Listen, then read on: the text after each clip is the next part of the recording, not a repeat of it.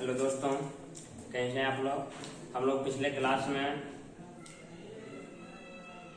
सजीव के लक्षण के बारे में देखे थे। सजीव निर्जीव क्या होता है उसके बारे में देखे थे।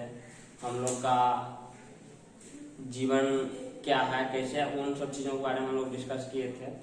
आज हम लोग देखेंगे सजीव का जो लक्षण है उनको डिटेल से बारे में कुछ समझेंगे। पहले हम पिछले क्लास का समराइज कर दें। हम लोग पढ़े थे सजीव किसको कहेंगे, जो सांस लेता हो, जो पोषण करता हो, जो उत्सर्जन करता हो, जो परिवहन करता हो, जो जनन करता हो, जो वृद्धि करता हो, ये सब हमारा किस में आएगा, सजीव में। तो हम लोग देखे थे, तो हम लोग आ रहे हैं जंतु आ रहा है, उसके बाद प्लांट पेड़ पौधा देखे थे, ये सब हमारा सजीव होता है, ठीक है। उसके बाद आज हम उसी के एक एक लक्षण करके बारे में देखेंगे। उसके बाद बताया था सजीव बाहर उद्दीपन के प्रति अनुक्रिया करता है। बाहर में अगर कुछ होता है उसके प्रति हम लोग अपना प्रतिक्रिया व्यक्त करते हैं ना, वही हो गया बाह्य उद्दीपन के प्रति अनुक्रिया।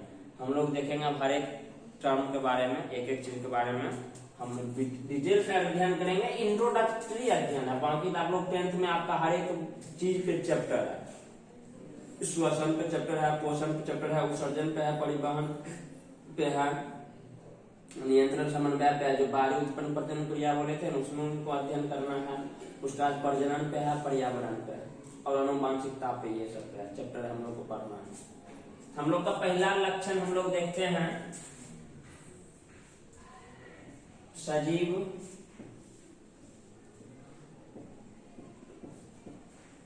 श्वसन करता है। सजीव श्वसन करता है, सही बात है। सजीव हम लोग सजीव हैं, श्वसन करते हैं।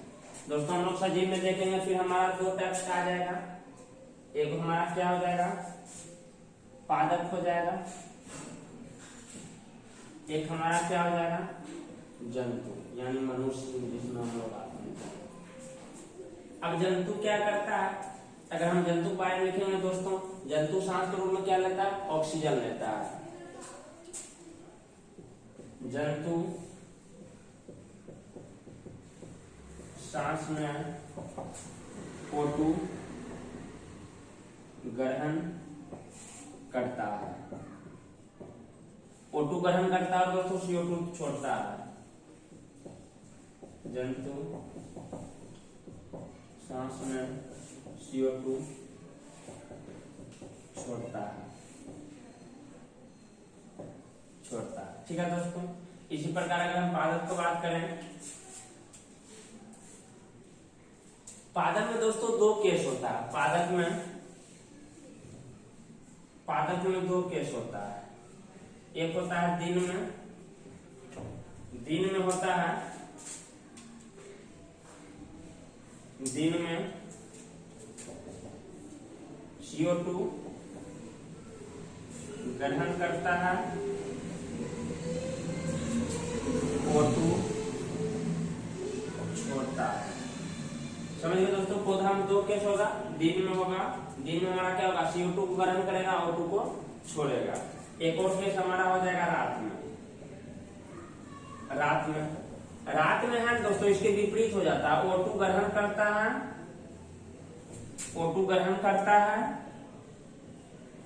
CO2 छोड़ता है। दोस्तों रात में देखिएगा, हमारा पौधा जो है दिन में CO2 ग्रहण करता है, O2 छोड़ता है। यही O2 जो छोड़ता है हम लोग सांस के रूप में लेते हैं, जो वातावरण में फैला हुआ है। और रात में होता क्या, O2 ग्रहण करता है और CO2 छोड़ता है। तो रात के टाइम में ना, बहुत पहले हम लोग को दादी नानी कहता होगा, या आप लोग को भी कहता होगा या कहती होगी कि बउआ रात के पेड़ के पास मत जाओ, भूत रहता है।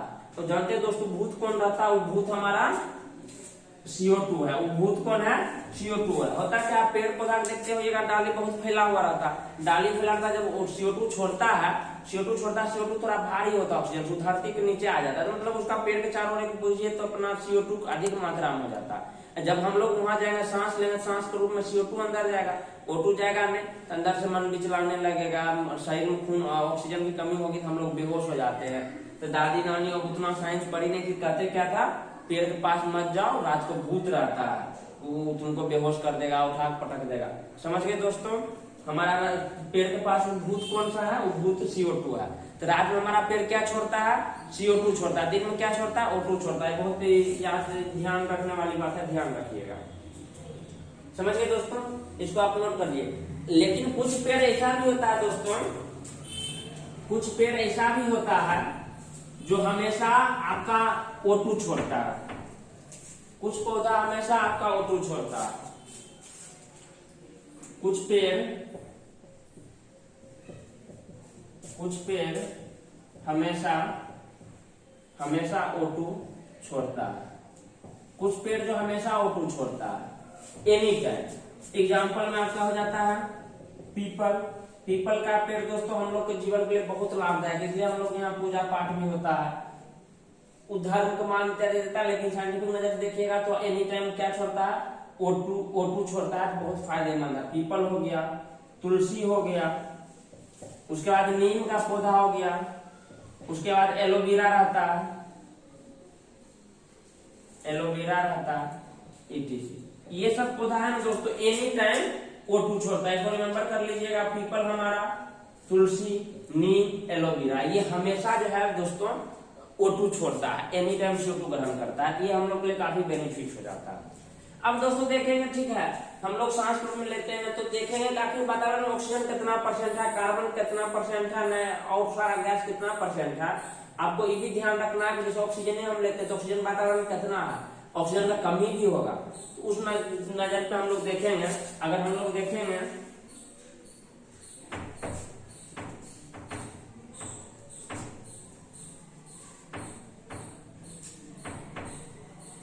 अगर दोस्तों देखिएगा वायुमंडल में गैसों की मात्रा, वायुमंडल में गैसों की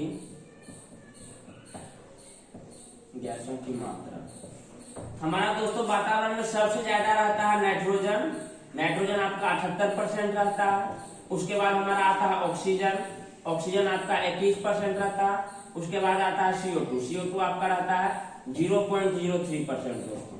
अब यहाँ देखिए मात्र CO2 रहता है 0.03%, फिर भी अगर CO2 का अधिकता हो जाता है तो हम लोग का जीना हराम हो जाता है। कभी ग्लोबल वार्मिंग का कंडीशन सुने होगा, ग्रीन हाउस इफेक्ट सुने होगा, कभी इन सब पे भी वीडियो बनाएंगे। वो सब किसके कारण होता है, CO2 का अधिक बढ़ जाने के कारण ही होता है। मतलब CO2 बहुत जरूरी है कि इसे हमेशा कम करके ही रखना, नहीं तो हम लोग का जीवन मुश्किल हो जाएगा। ऑक्सीजन की मात्रा 21% है, फिर भी हम लोग को सांस में कभी कभी दिक्कत हो जाता है। अगर बड़े शहर में आप जाइएगा, दिल्ली हो गया, बॉम्बे हो गया, कोलकाता हो गया, यहाँ सब आप दिन में भी मतलब अगर सब बाजार निकलते बिना मास्क लगाए सांस लेने में काफी आप लोगों को परेशानी होगा। बहुत ज्यादा मात्रा वहाँ कार्बन डाइऑक्साइड वहाँ हो गया, क्या है कि गाड़ी बहुत ज्यादा है ना, इसलिए हमारा इस चीज को बढ़ाना बहुत इंपॉर्टेंट है। कैसे बढ़ेगा दोस्तों, हम लोग देखें पेड़ पौधा ही जो है हमारा O2 को छोड़ता है, CO2 ग्रहण करता है, यानी अधिक से अधिक मात्रा में पेड़ पौधा इसलिए कहा जाता है लगाने के लिए। समझ गए? और बाकी सब और डिटेल्स आगे पढ़ेंगे। इसको रिमेंबर रखिएगा, नाइट्रोजन 78%, O2 21%, कार्बन डाइऑक्साइड 0.03%। ये आपको कोई भी एग्जाम में पूछता है, जनरल कंपटीशन में भी, आपका 10th बोर्ड एग्जाम में भी पूछेगा। ठीक है दोस्तों, सजीव श्वसन करता है हमारा पेड़ पौधा, 2 टाइप करता है, दिन में अलग करता है, रात में अलग करता है। दिन में हमारा पेड़ पौधा CO2 ग्रहण करता है और O2 छोड़ता है, रात में वही उल्टा हो जाता है। तो नीम हमारा हो गया, पीपल हो गया, उसके बाद एलोवेरा, तुलसी एनी टाइम O2 छोड़ता है, इसको रिमेंबर रखिए। उसके बाद हमारा नेक्स्ट आता है दोस्तों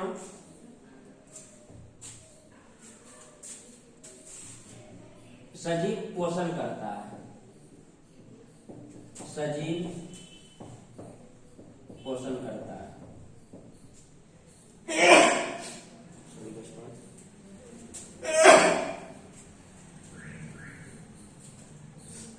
सजीव पोषण करता है। अब एक दोस्तों देखेंगे पोषण क्या होता है। पोषण आपका होता है दोस्तों, हम लोग जो खाना खाते हैं ना, खाना खाने के बाद खाना दूसरा पोषक तत्व होता है, उससे एनर्जी प्राप्त करना है, पोषक तत्व को ग्रहण करना ही पोषण कहलाता है। भोजन द्वारा पोषक तत्व को ग्रहण करना क्या कहलाएगा, पोषण कहलाएगा। भोजन द्वारा पोषक तत्व को ग्रहण करना पोषण कहलाता है, पोषण कहलाता है। भोजन द्वारा पोषक तत्व को ग्रहण करना क्या कहलाएगा, पोषक कहलाएगा, पोषण कहलाएगा। अब दोस्तों भोजन द्वारा पोषक तत्व मतलब जाहिर सी बात है, हम लोग को भोजन करने के ऊपर डिपेंड है। तो भोजन किस प्रकार होता है, पोषक तत्व कितना प्रकार से ग्रहण होता है। तो देखिएगा कि दोस्तों इसमें भी हमारा सजीव है। सजीव मतलब हमारा क्या क्या आ जाएगा, एगो पादप आ जाएगा, एगो क्या आ जाएगा, जंतु आ जाएगा। ठीक है दोस्तों। अब पोषण के बारे में दोस्तों, पोषण हमारा दो प्रकार होता है। पोषण कितना प्रकार होता है, दो प्रकार। एगो होता है स्वपोषण, एक होता है हमारा स्वपोषण, एक होता है परपोषण। एक होता है स्वपोषण, एक होता है परपोषण।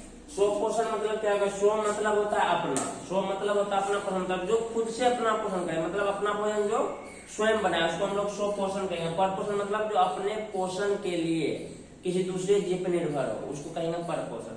अब स्वपोषण कौन करता है दोस्तों, तो स्वपोषण हमारा पादप करता है, पादप करता है। पादप जो हमारा क्या होता है, स्वपोषण करता है। स्वपोषण हमारा पादप करता है। पादप जो अपना भोजन खुद बनाता है, उसको बनाने के मम्मी पापा नहीं होता। हम लोग अगर देखेंगे परपोषण जो दूसरे जीव पर निर्भर, हम लोग अगर जंतु देखेंगे, कोई भी जंतु है दोस्तों, अगर हम लोग गाय भैंस के बाद तो घास पर निर्भर रहता है, घास हमारा पौधा है, वो भी हमारा एक लिविंग थिंग्स है। तो हम कह सकते हैं कि हमारा दूसरे जीव निर्भर करता है। अगर हम लोग अपनी बात करें, हम लोग भी अनाज में रोटी चावल दाल दूध ये सब खाते हैं, तो कहीं दूसरे जीव से ही आता है ना दोस्तों। तो हम लोग किस में आ जाएंगे, परपोषण में आ जाएंगे। जंतु किस में आ जाएगा, परपोषण, परपोषण में आ जाएगा। समझ गए दोस्तों। परपोषण तीन प्रकार का होता है। परपोषण कितना प्रकार होता है, तीन प्रकार। एक होता है परजीवी, एक होता है मृतजीवी, एक होता है प्राणी संपोषी, एक होता है प्राणी संपोषी। परजीवी का किसको कहेंगे, परजीवी होता है पोषण का ऐसा विधि जिसमें एक जीव दूसरे जीव पर निर्भर हो। जैसे बहुत सारा जीवाणु हो गया, बैक्टीरिया, बहुत सारा आपका प्रोटोजोआ हो गया, बहुत सारा आपका कह सकते हैं कवक और परजीवी रहता है। अब अगर हम और अच्छा से जानेंगे, मतलब सर इतना नहीं आ रहा है पल्ले, देखिएगा आपका बाल में जू रहता है, लड़की लोग के बाल में जू हो जाता है, बड़ा लंबा लंबा बाल का जू घोसला बन जाता है। तो जू क्या है, परजीवी के रूप में हमारे शरीर से खून रक्त को चूसता है, तो जू हमारा परजीवी हो जाएगा। उसके बाद अमरबेल, अमरबेल देखिएगा एक लत्ती होता है, आम के पेड़ पे ज्यादा आपको मिलेगा, आम के पेड़ पे पाया जाता है, उसमें पत्ती नहीं था, वो भी अपना भोजन खुद करता है। हमारा एक परजीवी की एग्जाम्पल क्या हो जाएगा, अमरबेल अपना भोजन आम के पेड़ से लेता है। परजीवी की एग्जाम्पल में हो जाएगा जू, जीवाणु, उसके बाद आ जाएगा हमारा अमरबेल, एक्सेट्रा। मृतजीवी मतलब होता है वैसा पोषण या वैसा जीव जो अपना पोषण जो है मरे हुए जीवों से करे, सड़े गले चीजों पे हो। जैसे मान लीजिए बारिश का मौसम आ रहा है, तब लकड़ी उकड़ी पे देखिएगा कुछ छत्ता टाइप उग जाता है, या फिर गोबर उबर पे गोबर छत्ता उग जाता है, गोबर छत्ता बोलते हैं, जिसको मशरूम तरह दिखता है, तो उसको हम लोग कवक बोलते हैं। हमारा मृतजीवी में क्या आ जाता है दोस्तों, कवक आ जाता है, कवक मरे हुए जीव पे आता है। उसके बाद प्राणी संपोषण क्या आता है, प्राणी संपोषण में होता है पोषण का ऐसा विधि जिसमें एक जीव जो है अपना भोजन अंतर ग्रहण करता है प्राणी के जैसा, मतलब हम लोग जैसा। जैसे हम लोग क्या करते हैं, भोजन अंतर ग्रहण करते हैं, खाना खाए अंदर में जाकर भोजन पाचन होता है, इसको कहते हैं भोजन का अंतर ग्रहण करना, अंतर ग्रहण कर पचाता है, उसी को बोलते हैं प्राणी संपोषी। अगर इसका एग्जाम्पल लीजिएगा, आपके आसपास जितने भी जंतु दिख रहा है, मनुष्य, अमीबा भी आ जाता है इसमें, अमीबा, पैरामीशियम, आपका मेढक, छिपकली, ये सब हमारा किसमें आ जाएगा, प्राणी संपोषी में आ जाएगा। समझ गए दोस्तों, ये हमारा पोषण में था। अब पादप जो है प्रकाश संश्लेषण प्रक्रिया से अपना पोषण करता है, उस चीज को हम लोग जब पोषण के तरफ पढ़ेंगे ना, उस चीज में हम लोग और अच्छे से जानेंगे। समझ गए दोस्तों, पहला हमारा क्या था, सजीव पोषण करता है, दूसरा सजीव पोषण करता है। अब तीसरा हमारा आ जाता है सजीव उत्सर्जन करता है।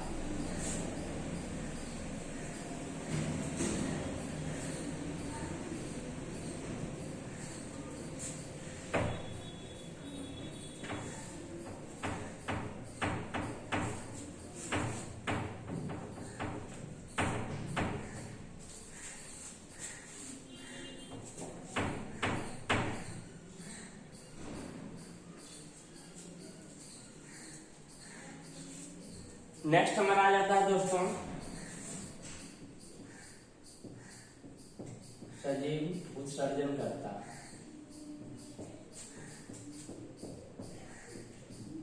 सजीव उत्सर्जन करता है। सजीव उत्सर्जन करता है। उत्सर्जन मतलब क्या होता है दोस्तों, पहले उत्सर्जन मतलब जानेंगे। उत्सर्जन मतलब होता है हानिकारक या अपशिष्ट पदार्थ को शरीर से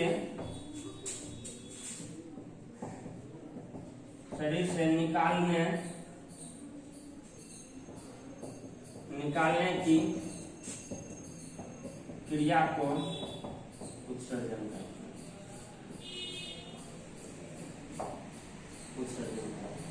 या फिर दोस्तों सिंपल कूड़ा कचरा जो होता है, कूड़ा कचरा को निकालने क्या हम लोग कहेंगे, उत्सर्जन कहेंगे।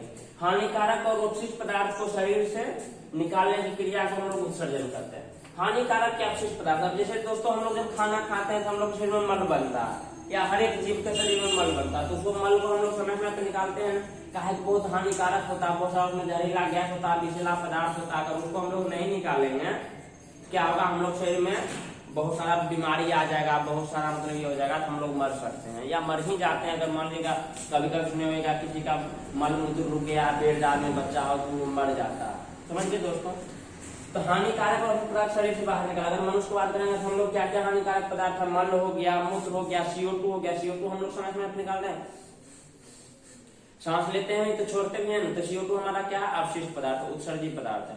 उसके बाद देखिएगा हम लोग के दादाजी लोग, बुढ़ऊ सब लोग ठंड के मौसम में बड़ा जोश करके खांसी करके पूरा बलगम निकालता है, करता है, बलगम निकालता है। ये भी बलगम क्या, उत्सर्जित पदार्थ है। उसके बाद देखिएगा जब आप सुबह को उठते रहिएगा दोस्तों, तो आपका नाक पे चिपचिपा पदार्थ तेलिया टाइप कुछ लग जाएगा, तेलिया टाइप का लग जाएगा, वो हमारा क्या, उसको सीबम बोलते हैं। क्या बोलते हैं, सीबम बोलते हैं। सीबम भी हमारा उत्सर्जित पदार्थ है, जो हमारा जवानी का प्रतीक होता है, बच्चा बड़ा हो रहा है, समझ गए दोस्तों।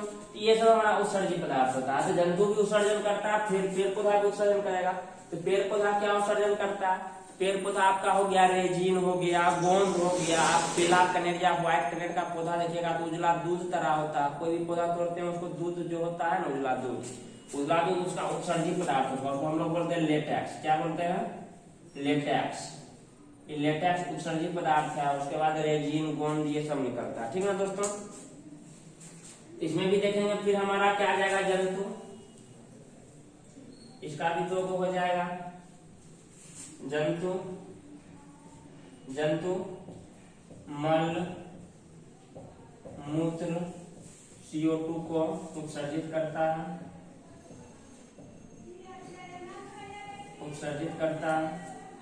उसके बाद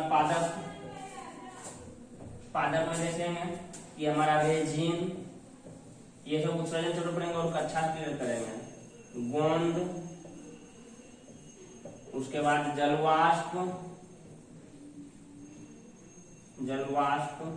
उसके बाद हमारा हो गया ई कह सकते हैं O2 इसके लिए उत्सर्जित पदार्थ हो जाता है। लेटेक्स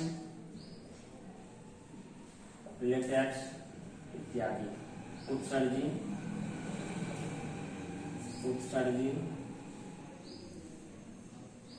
उत्सर्जित करता है, समझ गए दोस्तों। हमारा मनुष्य मल मूत्र CO2 उत्सर्जित करता है, पादप क्या रेजिन, गोंद, जलवाष्प, O2, लेटेक्स उत्सर्जित करता है।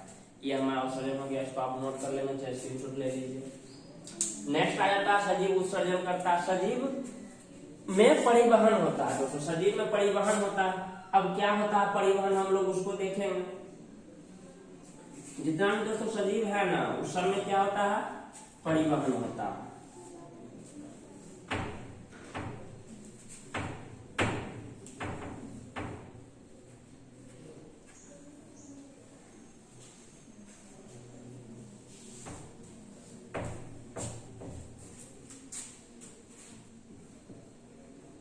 सजीव में परिवहन होता है,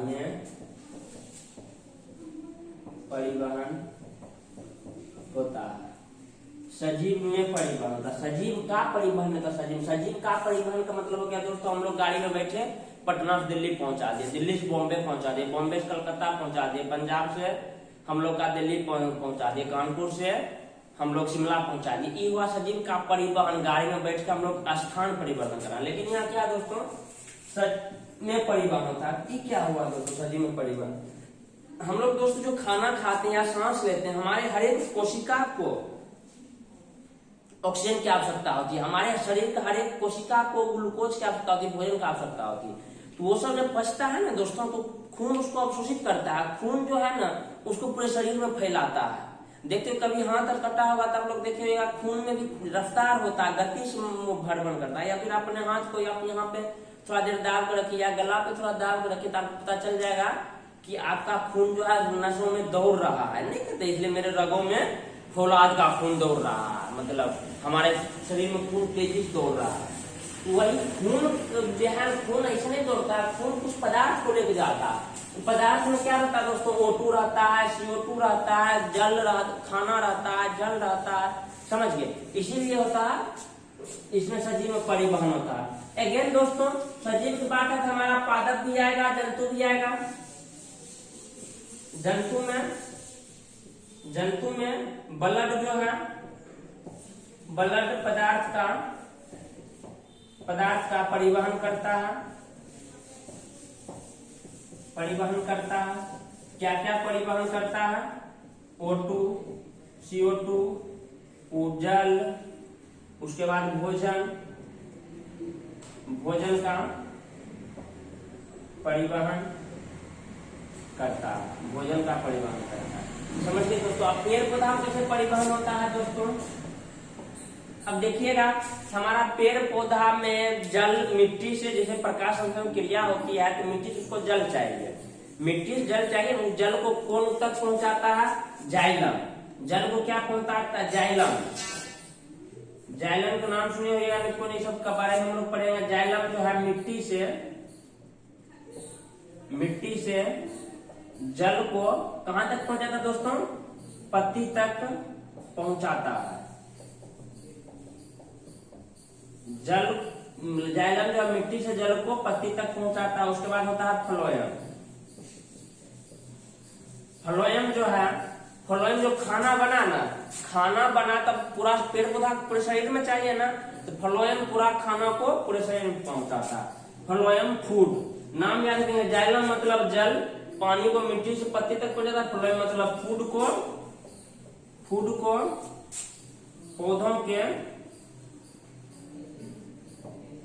के सभी भागों तक पहुंचाता है।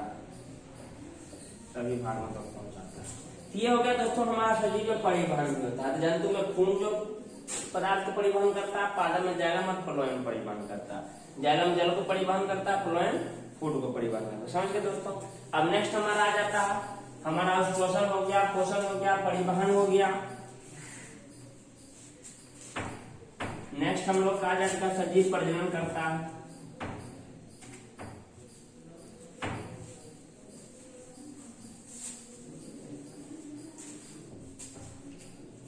नेक्स्ट आ जाएगा सजीव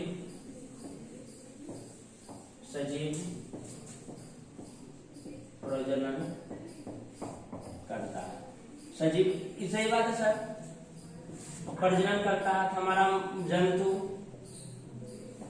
और पादप।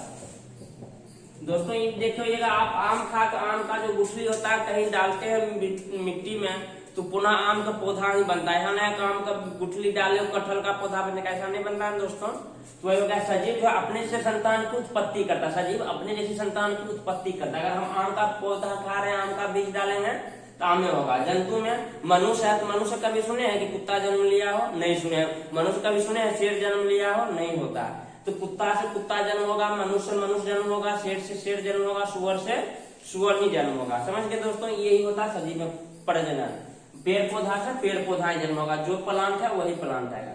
ठीक है दोस्तों, इसमें ज्यादा कुछ लिखाने की जरूरत नहीं है, तो लिख देंगे जंतु जंतु को जन्म देता है, पादप पादप को जन्म देता है। बाकी कैसे जन्म देता है ये हम लोग प्रजनन चक्र में पढ़ेंगे। किसमें पढ़ेंगे दोस्तों, प्रजनन में पढ़ेंगे। ये हमारा हो गया सजीव प्रजनन करता है। उसके बाद हमारा क्या था, सजीव बाह्य उद्दीपन के प्रति अनुक्रिया करता है। नेक्स्ट हमारा सजीव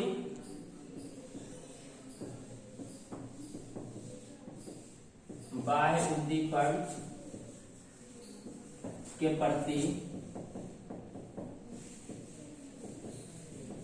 अनुक्रिया करता है। सजीव बाह्य उद्दीपन प्रति अनुक्रिया करता है। ये क्या होगा दोस्तों?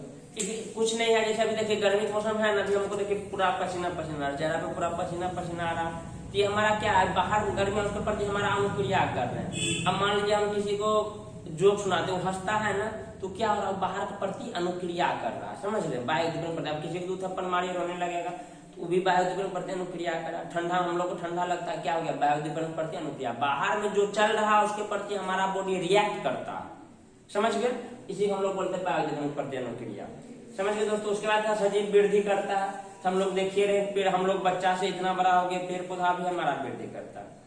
दोस्तों इस प्रकार हमारा जो है पूरा बेसिक आपका 10th के बायोलॉजी का अभी तक बच्चों से लेकर अभी तक इतने पढ़ाया जाता है, समझ गए दोस्तों। पूरा बेसिक हम लोग का खत्म हो गया है। आज ये वीडियो हम अपलोड कर देंगे जल्द ही, आज शाम तक में हो जाएगा। और उसके बाद हम लोग जो है फिर कल से हम लोग का 10th का पहला चैप्टर जो है जैव प्रक्रम कल स्टार्ट करेंगे। पहले हम लोग जैव प्रक्रम के बारे में समझेंगे, देन कल क्वेश्चन चैप्टर भी हम लोग स्टार्ट कर देंगे। अगर आप लोग को बायोलॉजी में कोई चैप्टर से क्वेश्चन बनाना है या पूरा सेट बनाना है, तो आप हम लोग व्हाट्सएप का नंबर दे देंगे, फोन नंबर दे देंगे, कॉल करिएगा, बात करिएगा। 10th के जितना आप क्वेश्चन कहिएगा, हजारों क्वेश्चन रेडी है, हर एक सब्जेक्ट का हालांकि रेडी है। तो आपको जो भी जरूरत होगा कहिएगा, सर हमको टेस्ट देना है, फलाना चैप्टर को भेजिए, तो हम तुरंत आपको जब ये मैसेज देखेंगे आपको भेज देंगे। आप लोग अच्छे से तैयारी करिए, जम के इस बार एकदम बेहतरीन प्रदर्शन करिए। हम चाहते हैं कि आप सब बच्चे बिहार टॉपर आए, अपने अपने स्टेट बोर्ड में टॉपर आए और देश का पूरा नाम करे। और अपना ख्याल रखिए, अपने घर वालों का ख्याल रखिए। तब तक ले जाइए बच्चों।